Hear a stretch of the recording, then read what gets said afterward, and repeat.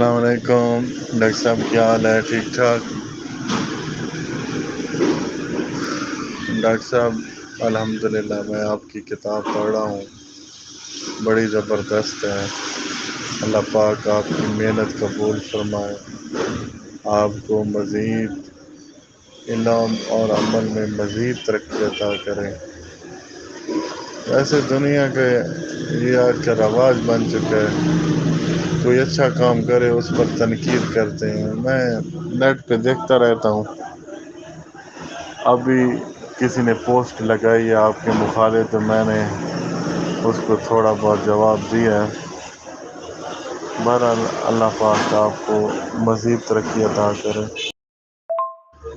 ایک بار ڈاکٹر صاحب میں نے نوٹ کیا، کیونکہ میں بھی صوفیزم کے ساتھ میرا بھی بڑا گہرا روابط ہے، یہ جو آپ نے کتاب لکھی ہے نا، یہ اللہ کی رحمت ہے، ورنہ بہت کتابیں میں نے بھی دیکھی ہیں، میرے پاس پڑھی بھی ہیں، جتنی آسان سلیس اردو اور جتنا آپ نے سمجھایا ہے نا ایک ایک بات، یہ میرے خیال میں جس طرح کہتے ہیں نا تصوف Change میں to Urdu. ہر زمانے میں مجدد ہوتے ہیں، واقعی اللہ کریم نے آپ پر یہ احسان کیا ہے۔